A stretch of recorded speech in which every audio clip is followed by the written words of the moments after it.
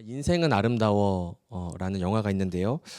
이 영화는 2차 세계대전 당시에 유대인 강제 수용소를 배경으로 한 이 아버지와 아들의 이야기입니다. 주인공인 귀도는 굉장히 유쾌한 성격의 남자입니다. 유대인이고요. 더할 나위 없이 아내와 또 사랑하는 아들과 행복한 삶을 살아가던 이 사람에게 이 전쟁이 일어나고 함께 가족과 함께 수용소로 강제로 끌려가게 되는 일이 있었다라는 것입니다. 그래서 너무나 참혹한 현실 속에서 이 귀도는 어린 아들이 그 공포를 느끼지 않게 하기 위해서 이 전쟁과 수용소 생활을 아들에게 게임이다라고 설명을 합니다. 이건 게임이야. 이건 게임이야. 우리가 지금 하는 건 지금부터 1000점을 모아야 되는 게임인데 절대 울면 안 돼. 울면 점수를 뺏기는 거야. 그리고 잘 숨어 있으면 점수를 많이 받을 수가 있단다. 그러니까 이 게임에 잘 참여해야 돼라고 말하는 거죠. 그리고 중요한 약속을 한 가지 하는데 이 게임을 다 잘 마치면 마지막에 상품이 주어질 텐데 탱크를 선물로 줄 거야라고 이야기를 합니다. 굉장히 구미가 당기는 이야기인데 여기서 끝나지 않고 그 아들이 계속해서 이 믿음을 유지할 수 있도록 이 아버지가 끝까지 이 자신의 목숨을 걸고 이 컨셉을 유지합니다. 그래서 굉장히 슬프지만 또 이렇게 웃기기도 하고 그런 웃음과 눈물이 있는 영화인데 어쨌든 끝까지 그 아들의 믿음을 지켜주죠. 이건 게임이다. 이건 게임이다. 그리고 영화의 마지막 장면에서 이제 모든 전쟁이 끝나고 이 아들은 정말로 이제 이 전쟁이 끝나고 구조하러 오는 그 탱크를 보게 됩니다. 그래서 미국 군인의 탱크에 태워져서 이 수용소를 빠져나오게 되는데요. 그때 이 아이가 이렇게 외치는 것이죠. 진짜구나. 진짜 탱크다. 아빠가 말한 1000점짜리 상품이 저기 있다라고 말이죠. 여러분 여기서 한번 생각해 볼 만한 것은 이 귀도가 아들에게 이러한 게임을 제안하지 않았다고 생각해 보겠습니다. 이러한 게임을 굳이 제안하지 않았고 아빠도 슬퍼했으며 또 아들이 그것을 믿으면서 열심히 게임에 참여하지 않았다고 했을 때 탱크는 올까요, 안 올까요? 탱크는 오죠. 탱크는 옵니다. 전쟁이 끝나고 탱크는 오는 거예요. 탱크는 오는 것이고 구조대 역시 도착하게 되어 있는 것이죠. 그런데 이 아들이 정말 그 탱크를 자신에게 너무 큰 기쁨과 영광으로 받아들일 수 있었던 이유에 대해 생각해 보면 정말 그 사랑하는 아버지를 신뢰하고 그 말에 순종해서 열심히 게임에 참여했기 때문 아니겠습니까? 그러한 믿음과 행동이 없었다고 할지라도 살아남을 수는 있었을지 모르겠지만 그것이 그 아이에게 정말 영광이 되지는 않았을 수 있다라는 것이죠. 아버지의 말을 믿고 그대로 그 게임에 최선을 다해서 이 아이가 눈물도 참아보고 숨어 있기도 해보면서 열심히 참여했을 때 이 아들에게 정말 그 다가오는 탱크는 정말 선물과도 같이 약속의 실현과도 같이 받아들여졌다라는 거예요. 오늘 우리가 함께 나눌 말씀에도 이와 같은 장면이 펼쳐집니다. 하나님께서 압제당하는 이스라엘을 구원해내시는 그 과정에서 일어난 일입니다. 도무지 이길 수 없을 것만 같은 정말 이전보다 더 강한 무시무시한 적이 등장을 하는데 우리가 계속해서 사사기 말씀을 통해서 살펴본 것처럼 승리는 누구에게 있습니까? 하나님께 있죠. 약하게도 하시고 또 강하게도 하실 수 있는 우리 주님께서 이스라엘에게 승리를 약속하시고 또 전쟁을 수행하라는 명령을 주시는데 구원을 작정하시고 또 이루어지는 하나님의 승리와 그 구원에 영광스럽게 동참한 이들이 있었고요. 또 반면에 그 앞에서 머뭇거리는 이들이 있었으며 그들이 마주한 영광은 달랐다라는 것입니다. 함께 본문을 좀 살펴볼 텐데 말씀드렸듯이 우리 사장의 일부를 읽었지만 사장 전체 이야기를 통해서 좀 은혜를 나누고자 합니다. 사사기 4장의 시작 역시도 이스라엘의 그 악행과 하나님의 심판으로 시작이 되는데 사사기 4장 1절부터 3절 말씀을 제가 읽어드리겠습니다. 에훗이 죽으니 이스라엘 자손이 또 여호와의 목전에 악을 행하매 여호와께서 하솔에서 통치하는 가나안 왕 야빈의 손에 그들을 파셨으니 그의 군대 장관은 하루셋 학고임에 거주하는 시스라요 야빈 왕은 철병거 900대가 있어 20년 동안 이스라엘 자손을 심히 학대했으므로 이스라엘 자손이 여호와께 부르짖었더라. 지난 시간에 살펴보았던 이제 이 에훗이 죽게 되고 이스라엘 자손은 또입니다. 또 여호와의 목전에 악을 행하죠. 이 개역개정 성경에는 에훗이 죽은 것을 먼저 기록하고 그 다음에 백성들이 악을 행했다라고 되어 있는데 히브리어 원문을 살펴보면 그 순서가 이제 반대로 되어 있다고 합니다. 그러니까 에훗이 살아 있을 때에도 이 백성들이 그 죄악 가운데 행했다라는 것이죠. 하나님께서 마침내 그들을 이 가나안 왕의 이 야빈이라고 하는 사람의 손에 파셨다라고 되어 있습니다. 판다는 것은 무엇이죠? 소유를 포기하는 겁니다. 내 소유가 아니다라는 것이죠. 소유권을 넘겨주겠다라는 거예요. 여기서 이 가나안 왕 야빈의 손이라는 것은 능력과 권세를 상징합니다. 사람은 누구나 이 하나님의 통치, 그분의 손으로부터 벗어나고 싶어 하는 경향이 있죠. 그분께서 나를 다스리시는 손으로부터 벗어나면 무언가 내가 좀 자유로울 거야. 나는 더 나은 통치 가운데 있을 수 있을 거야 라고 생각하지만 백성들은 오히려 그 하나님의 손에서부터 벗어나서 더욱더 포악하고 잔인한 손에 의해서 통치를 받게 되었다라는 것입니다. 가나안의 왕 야빈과 그의 군대 장관, 그 명성을 날렸던 시스라에게는 900대나 되는 이 철병거가 있었습니다. 당시의 최첨단의 이 문명과 무기를 가지고 있었던 그들은 도무지 이 땅에서는 적수가 없어 보이는 그러한 자들이었다는 것이죠. 그리고 그들이 이스라엘 자손을 심하게 학대했다라고 기록되어 있습니다. 그리고 고통이 20년 동안이나 계속되었다라는 것이죠. 죄악이 계속해서 반복되는데 그 반복되는 죄악 속에서 고통의 연수가 길어지는 것입니다. 첫 사사 온니엘을 기억하십니까? 온니엘을 세워주실 때 그 구산왕 리사다임의 손에 고통받던 백성들 몇 년을 고통받았죠? 8년을 고통받았어요. 8년을 고통받던 그들을 이제 구원해 주시고 나서 40년의 평화가 있습니다. 그리고 나서 또 다시 악을 행하니까 이번에는 모압 왕이었던 에글론을 강성하게 하셔서 몇 년 동안 18년 동안 18해 동안 이 백성들이 그 왕을 섬겼다라고 기록하고 있죠. 그리고 나서 이제 이 에훗이 이 에글론 왕을 암살한 이후에 80년이나 되는 이 긴 시간 동안 평온의 시대를 누렸지만 다시 악을 행했고 오늘 본문은 이제 더욱더 길어진 20년이라는 시간 동안 그들이 이제 그냥 그 왕을 섬긴 정도가 아니라 심한 학대 가운데 있었다라고 기록하고 있는 것입니다. 8년간의 섬김, 18년 동안의 압제, 그리고 그 이후에 20년간의 학대, 끊임없이 이스라엘은 이 약순환의 소용돌이를 향해서 가고 있었다라는 것이죠. 그때 하나님께서 동일하게 한 사람을 일으키시는데 그가 바로 이 사사기에서 유일한 여성 사사로 등장하는 그리고 여선지자로 소개되는 드보라입니다. 4절 5절 말씀인데요. 그때 랍비돗의 아내 여선지자 드보라가 이스라엘의 사사가 되었는데 그는 에브라임 산지 라마와 베델 사이 드보라의 종려나무 아래에 거주하였고 이스라엘 자손은 그에게 나아가 재판을 받더라. 사사기의 저자는 이 드보라의 성별을 굳이 지목해서 이야기합니다. 랍비돗의 아내였다. 그가 한 남자의 아내, 즉 여성이었음을 나타내는 표현이고 또 여선지자 드보라라는 표현을 합니다. 성경에 여러 부분 중에 이렇게 몇 명의 여선지자들이 등장을 합니다만 지난 시간에 살펴본 것처럼 이 하나님께서 그분의 구원을 이루어 가시는 일에는 우리가 생각하는 어떠한 기준이나 어떠한 자격, 잣대를 적용하는 일이 무의미하다는 것을 알 수가 있죠. 왼손잡이였던 에훗 아닙니까? 그리고 이방인 출신의 삼갈을 사용하신 주님께서 오늘은 당시에 이렇게 쓰임 받을 거라 생각하지 못했던 여선지자인 드보라를 세우심으로 말미암아 당대에 정말 무적과도 같은 이 가나안 왕의 철병거 군대에게 맞서게 하셨다라는 거예요. 그녀는 단순히 이스라엘의 군대 장관이었던 이 바락을 도와주는 조력자의 존재로서만 있었던 것이 아니라 하나님의 말씀을 직접 대언하고 군대를 움직이며 이스라엘을 통치하는 지도자였다라는 것이죠.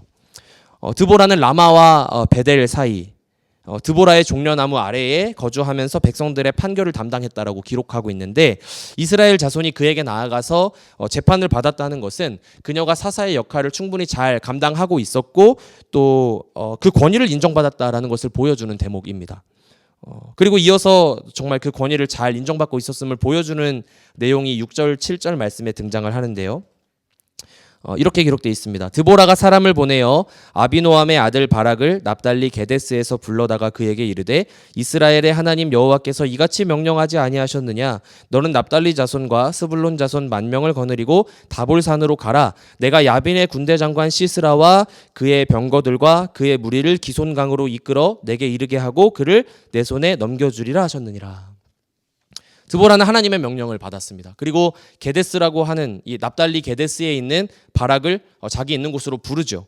당시에 드보라는 에브라임 지파 출신이었고 그 지역은 이제 가나안의 중부 지역이었습니다. 중부 지역에 이제 있었고 이 바락은 가나안 북부 지역의 납달리 지파 가운데 있는 게데스라는 곳에 있었다라고 기록하고 있는데 드보라가 부르니까 이 중부 지역까지 내려왔다라는 거예요. 남쪽으로. 근데 게데스에서 이 남쪽에 이 베델 근처 드보라가 이제 있었던 근처까지는 굉장히 먼 거리였다고 합니다. 그러니까 먼 거리였고 그곳을 가려면 중간에 이제 이 아까 말씀드렸던 가나안 왕 야빈이 통치하고 거주하고 있었던 그 근거지인 하솔이라는 곳을 통과해야 됐기 때문에 굉장히 그 이동에 리스크가 있었던 여정이었다라는 것입니다.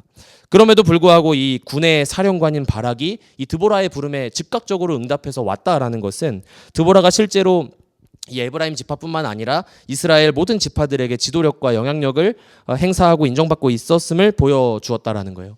그리고 이제 바락에게 지시를 내립니다. 여호와께서 이같이 명령하지 않으셨느냐 이것이 하나님의 명령 아니냐라고 말하면서 납달리 자손과 스불론 자손 10,000명을 거느리고 다볼산으로 가라 내가 야빈의 군대 장관 시스라와 그의 병거들과 그의 무리를 기손강으로 이끌어 너의 손에 넘겨주겠다라고 말합니다. 자 여러분 보세요. 드보라의 말을 통해서 이것이 하나님의 명령임을 알 수 있습니다. 어느 지파에서 네가 몇 명을 데리고 올라가서 어느 곳으로 가야 하는지까지 디테일한 명령이 주어지죠. 그리고 뿐만 아니라 이제 승리에 대한 약속까지도 주어진 상황이었다라는 거예요. 이제 남은 건 뭡니까? 순종이죠. 그냥 올라가서 하나님이 행하시는 구원에 동참하면 되는 것이었습니다. 그동안 계속해서 이 역사 속에서 그래 왔듯이 하나님의 손이 그분의 심판의 칼이 그 대적들을 치실 때에 당신의 백성들을 구원하시는 싸움에 동참하기만 하면 되었다라는 거예요. 그런데 늘 여러분 우리의 순종을 막아서는 단골 손님이 있으니 무엇입니까? 두려움이에요. 두려움은 늘 우리의 순종을 막아섭니다. 8절 말씀에 바락이 그에게 이르되 만일 당신이 나와 함께 가면 내가 가려니와 만일 당신이 나와 함께 가지 아니하면 나도 가지 아니하겠노라 하니. 바락은 말합니다. 드보라 당신이 그곳에 함께 가면 내가 가겠습니다. 그런데 당신이 가지 않는다면 나는 가지 않겠습니다라고 말하는 거죠. 이 말은 언뜻 들으면 굉장히 겸손해 보이는 말처럼 보입니다. 민족의 지도자였던 드보라의 권위를 인정하고 그녀의 동행을 구하는 것처럼 보일 수 있지만 사실 본문 전체의 흐름을 살펴보면 이는 하나님의 명령을 100% 신뢰하지 못한 조건부의 순종이었다라는 것이죠. 그렇다면 바락은 왜 망설였을까요? 그는 납달리 출신이었고 가나안 왕이었던 이 야빈의 본거지인 하솔과 가까운 지역에 있었기 때문에 긴 시간 그 압제를 굉장히 가까이서 본 사람이었다라는 거예요. 그는 군인이었기 때문에 전력과 전세를 잘 알았습니다. 여러분 여기 혹시 뭐 밀리터리 덕후 계십니까? 뭐 군인도 계시지만 어느 군이 어느 뭐 무기를 개발했다 이런 얘기 들으면 저는요 잘 몰라요. 그래서 뉴스에서 보면 그냥 그렇구나 하는 거지 뭐 그게 얼마나 강한 건지 뭐 나라와 나라가 붙을 때 어떤 그 전투력을 행사하는지 저는 잘 모릅니다. 그런데 그것을 이제 이 사람은 너무나 잘 알았다라는 거예요. 철병거 900대가 가지는 의미에 대해서 너무나 잘 아는 사람이었다라는 겁니다. 그래서 그 군대가 움직일 때 얼마나 그 위용이 높은지 그리고 그 앞에 대적할 수 있는 이가 없는지를 너무나 명확하게 파악하고 있었던 사람이 바로 이 바락이었다라는 거죠. 그리고 자신이 거느려야 하는 군사들의 현재의 전투력에 대해서도 너무나 잘 알고 있었지 않겠습니까? 지금의 사기로 어떤 지금의 전투력으로 저 철병거 900대를 맞서기에는 우리 군은 너무 약하다라는 것을 누구보다 잘 파악하고 있고 또 실제 명령을 내리고 책임을 져야 하는 자가 바로 이 바락이었기 때문에 도무지 승산이 없는 상황이라는 판단이 그에게 너무 명확하게 존재했을 것이다라는 것이죠. 여러분 때로는요 우리가 무엇을 모르기 때문에 가 아니라 너무 잘 알기 때문에 하나님의 말씀에 순종하기 어려울 때가 있습니다. 하루 강아지 범 무서운 줄 모른다고. 무식하면 용감하죠. 그래서 어렸을 때는 이 힘의 차이를 잘 인지하지 못하기 때문에 형들한테도 막 대들 수 있습니다. 쳐봐. 막 싸우고, 막 대들고요. 저희 아들도 엄청 대들거든요, 형들한테. 막 어른한테도 대들어요. 힘의 차이를 인지하지 못하기 때문에 그렇습니다. 반갑습니다, 우리 아기가. 우리 반가워. 네, 참을 수가 없었어요, 인사를. 전 세계에서요, 축구를 가장 잘하는 사나이가 미국에 있습니다. 누군지 아세요? 손흥민인 줄 아셨죠? 아니에요. 저기 플로리다에 가면 마이애미에서 뛰고 있는 이 리오넬 메시가 있습니다. 리오넬 메시는 정말 뭐 범접할 수 없는 커리어를 가지고 있는 축구 선수인데, 만약에 말도 안 되는 얘기긴 하지만 리오넬 메시가 이제 오늘 우리 KCPC의 2부 예배에 참석했다고 생각해 보겠습니다. 그래서 여기서 같이 예배드리고 끝나고 뭐 밥도 먹고 이제 그가 이벤트 매치를 제안하는 거죠. 저랑 한번 붙어보실 분이 있습니까? 그래서 $1,000 내기를 하자는 거예요. 여기 운동장에 나가서 메시가 드리블을 하는 공을 뺏어내면 그 메시가 $1,000를 나에게 주고, 혹시 몇 분 동안 뺏지 못하면 내가 줘야 하는 상황입니다. 하실 분 손 들어보세요. 없으신가요? 은수 도전할래? 네. 아마 없을 겁니다.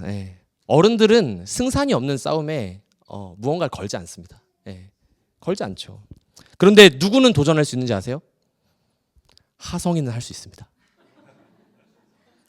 하성이는 할 수 있어요. 하성이는 할 거예요. 메시에게 슬라이딩 태클을 걸고, 그 다리가 몇만 불짜리인지도 모르고 다리를 걷어찰 겁니다.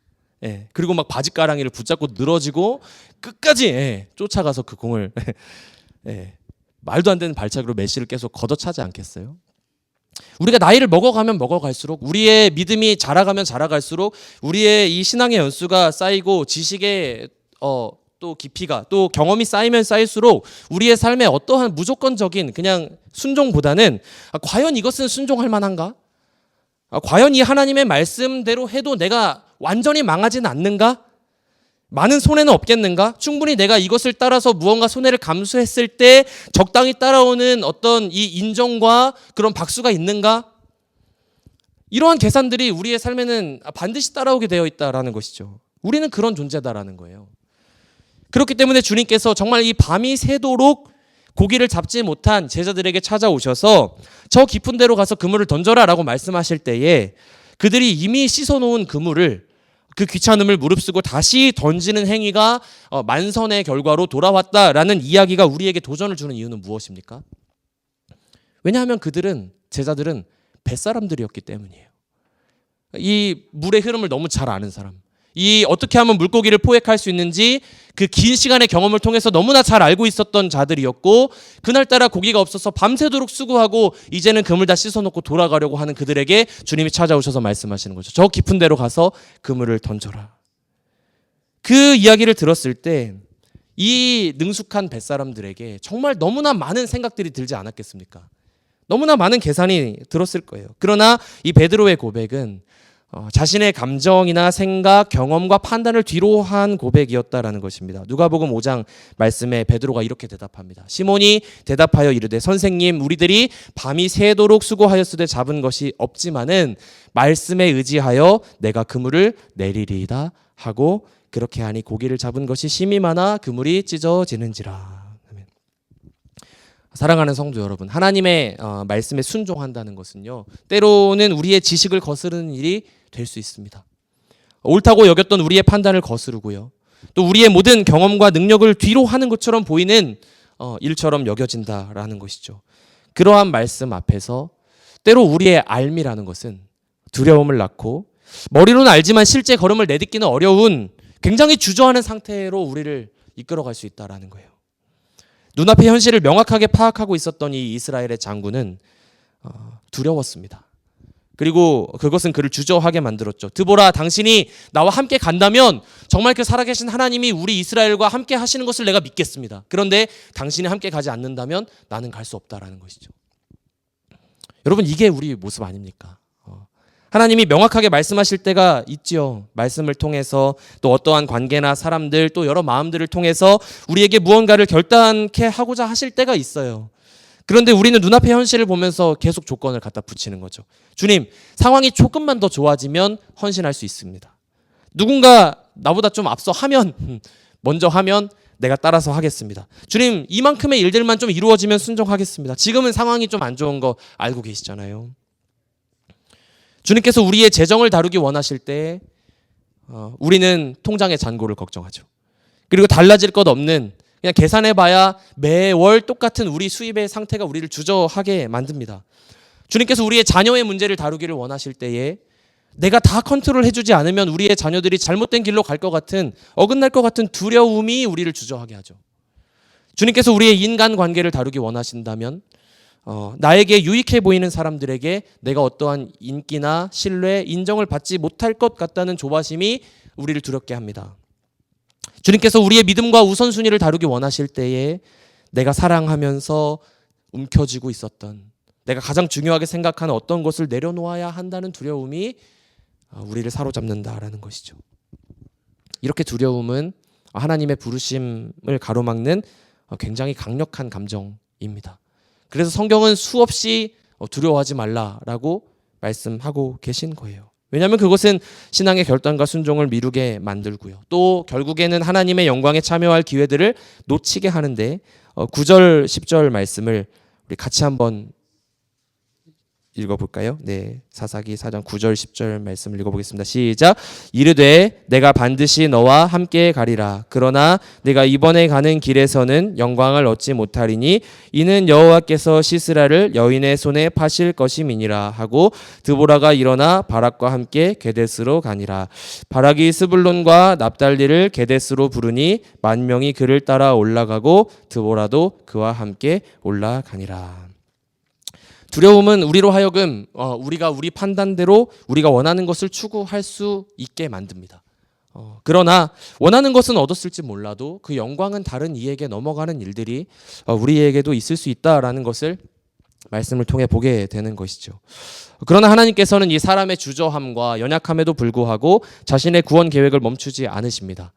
이스라엘의 군대가 집결했다는, 이 다볼산에 집결했다는 소식을 들은 시스라의 군대와 모든 철병거가 함께 집결을 하는데 13절 말씀에 이렇게 기록되어 있습니다.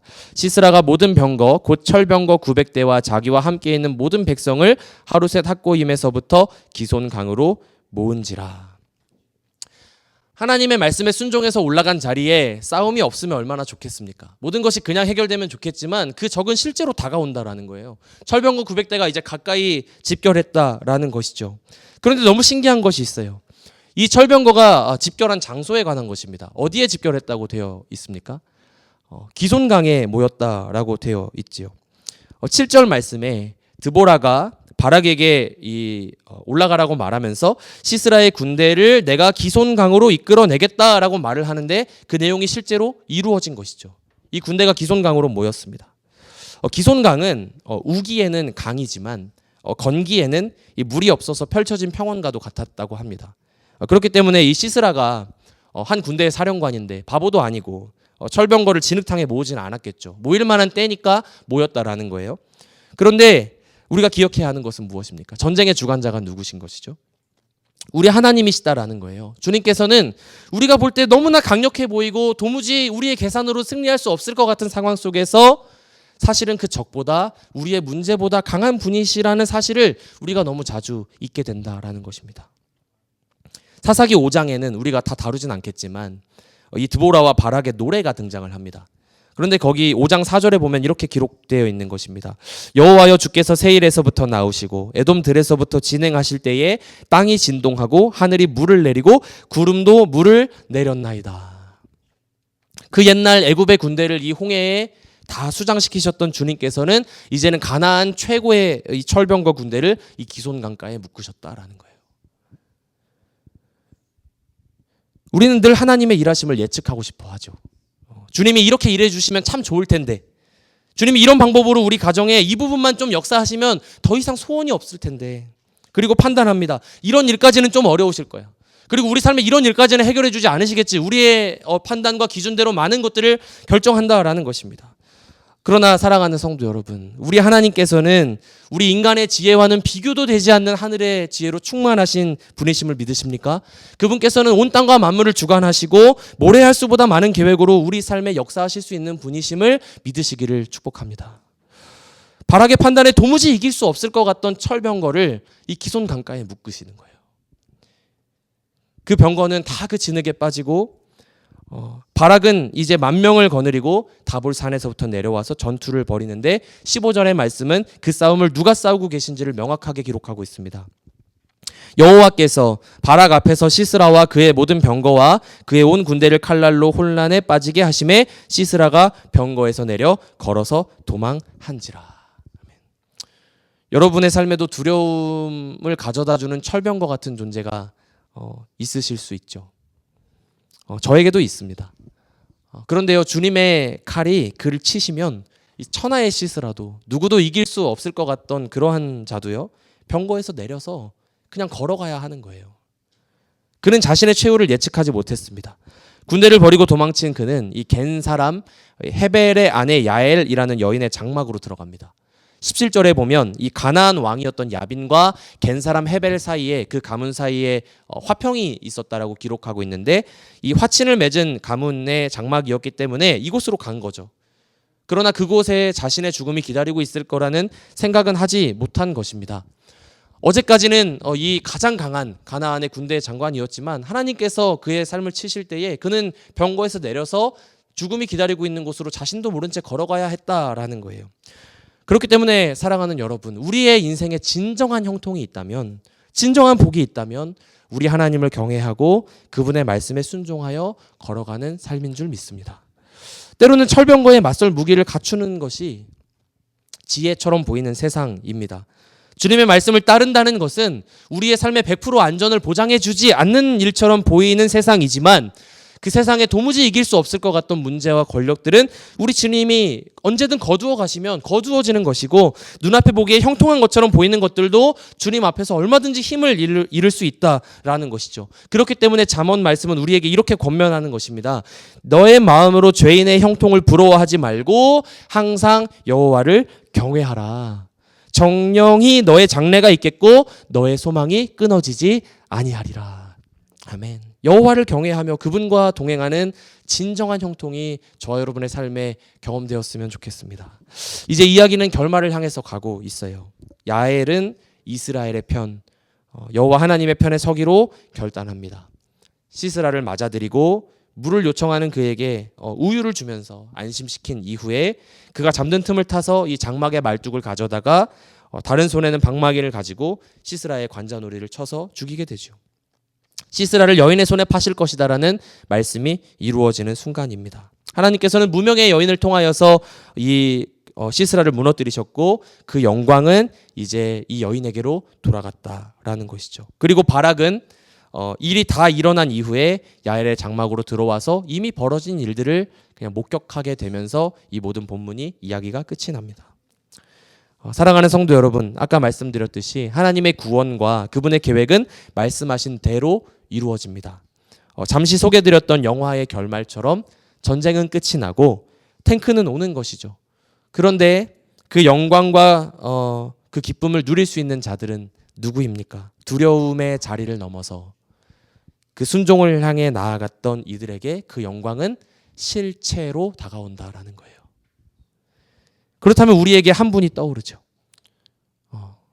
가장 큰 두려움을 넘어서 가장 위대한 순종을 통하여 가장 찬란한 영광을 향해 가셨던 분이 떠오릅니다. 누구십니까? 우리 주 예수 그리스도이십니다.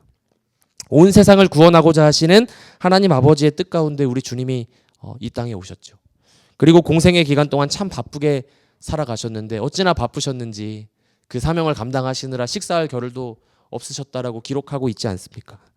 이제는 영광에 이를 때가 되어서 십자가를 앞두고 계신 우리 주님께서 하나님 아버지 앞에 처절한 기도를 드리셨던 날의 기록을 우리는 잘 알고 있습니다. 마태복음 26장에 베드로와 세베대의 두 아들을 데리고 가실새 고민하고 슬퍼하사 이에 말씀하시되 내 마음이 매우 고민하여 죽게 되었으니 너희는 여기 머물러 나와 함께 깨어 있으라 하시고 조금 나아가사 얼굴을 땅에 대시고 엎드려 기도하여 이르시되 내 아버지여 만일 할만하시거든 이 잔을 내게서 지나가게 하옵소서. 그러나 나의 원대로 마시옵고 아버지의 원대로 하옵소서 하시고. 아멘. 내 마음이 매우 고민하여 죽게 되었다. 죄가 없으신 분이 죄를 짊어지게 되셨지 않습니까? 하나님 아버지와 영원한 사랑의 관계 안에서 이미 충만하셨던 그분께서 우리의 죄로 말미암아 사랑하는 하나님 아버지와 단절되셔야 하는 그 두려움이 몰려오는 가운데 우리 주님은 몸부림치신 것이죠. 아버지 할만하시거든, 할 수 있으시거든 이 잔을 내게서 지나가게 해주시면 안 되겠습니까? 피할 수만 있다면 피하고 싶은 순종 아니었겠어요? 그러나 우리 주님은 아버지가 어떤 분이신지 너무나 잘 아셨다는 것이죠. 작정하신 즉 이루시는 그분 앞에 우리 주님은 겸손히 순종하셨다라는 거예요. 그러나 나의 원대로 마옵시고 아버지의 원대로 하옵소서. 우리 주님의 순종은 그분을 두려움 너머의 영광을 향해 이끌어 갔습니다.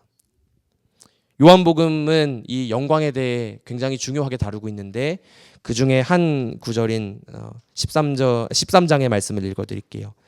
유다가 예수님을 판 이후입니다. 그가 나간 후에 예수께서 이르시되 지금 인자가 영광을 받았고 하나님도 인자로 말미암아 영광을 받으셨도다. 만일 하나님이 그로 말미암아 영광을 받으셨으면 하나님도 자기로 말미암아 그에게 영광을 주시리니 곧 주시리라. 아멘.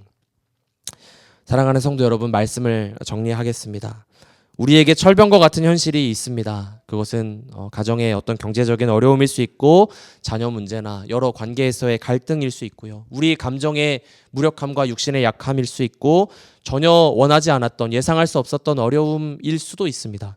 그러나 하나님께서는 그러한 상황 속에서도 우리에게 하신 약속을 신실하게 이루시는 분입니다. 그리고 때로는 정말 무모한 어린아이처럼 어떻게 이런 상황에서 나에게 이런 순종을 요구하시는가 다 이해되지 않을 만큼 때로는 우리가 정말 아무것도 모르는 무지한 사람과도 같이 순종하기를 요구하실 때가 있죠. 그러면 그것은 어떤 무분별하고 무리한 어떤 행함을 주님께서 우리에게 요구하시는 것일까요? 그렇지 않다라는 것입니다. 주님께서 원하시는 한 가지는 우리의 인생이 철저하게 하나님을 경외하는 인생이 되는 것. 그분과 동행하는 것이 인생의 가장 형통한 길임을 알고 그 순종의 자리로 어렵지만 나아가는 인생을 저와 여러분에게 바라신다라는 것이죠. 그 주님을 경외함으로 형통한 삶을 살아가는 우리가 되기를 원합니다. 그러나 문제는 우리에게 그렇게 순종할 능력이 없다는 것인데 머리로는 알지만 우리가 어떻게 두려움을 이길 수 있겠어요? 두려움을 이길 수 있는 존재가 아니라는 것이죠. 철저한 순종을 통해서 영광의 풍성함을 깊이 누리는 날들도 우리에게 있지만 그 날들이 다 지나가고 나면 어떤 날에는 그렇지 못하고 그냥 변두리에 서서 그냥 어떤 사람의 삶을 통해서 이루어지는 하나님의 역사, 또 누군가를 통해서 이루어지는 일들을 그냥 보면서 아, 하나님이 저렇게도 일하시는구나 하는 날들도 우리에게 있을 수 있다라는 것인데 우리에게 소망과 위로가 되는 것이 있어요. 주님께서는 완전한 순종을 드리는 자들만 하나님 나라의 역사에 동참시키는 분이 아니라는 사실이죠. 때로는 우리의 불완전한 순종을 받으시고 우리의 작은 걸음을 통해서도 영광 받으시며 그런 우리를 하나님 나라의 일들에 초대하시는 분이시다라는 것인데 믿음의 장이라고도 불리우는 히브리서 11장에 기록되어 있는 이름들을 읽다 보면 우리에게 이러한 소망이 샘솟는 것인데요. 히브리서 11장 32절 말씀입니다. 내가 무슨 말을 더하리요? 기드온, 바락, 삼손, 입다, 다윗 및 사무엘과 선지자들의 일을 말하려면 내게 시간이 부족하리로다. 너무나 놀랍게도요. 오늘 본문에서 머뭇거리고 조건을 붙이고 결국에는 영광을 놓치고 그냥 여인에게 일어난 그런 일들을 목도함으로 끝난 것처럼 보였던 이 바락의 이름이요, 이 히브리서에 기록되어 있다라는 거예요. 왜일까요? 주님께서는 완전한 사람만을 쓰시는 분이 아니라 두려움을 안고도 그 한 걸음을 내딛는 사람, 그러한 자들을 사랑하시고 기꺼이 하나님의 이야기에 참여시키는 분이심을 기억하시기를 축복합니다. 순종했기 때문에 영광을 맛보는 기쁨도 우리에게 있지만 그렇지 못하다고 할지라도 하나님의 승리에 동참하는 은혜가 있다는 사실, 그것이 우리가 오늘도 다시 기쁘게 순종을 꿈꿀 수 있는 이유인 줄 믿습니다. 그런 우리 주님을 경외하고 신뢰함으로 두려움 너머의 영광을 매일의 삶 속에 누리며 살아가는 저와 여러분 또 우리 교회의 걸음이 되기를 주님의 이름으로 축원합니다.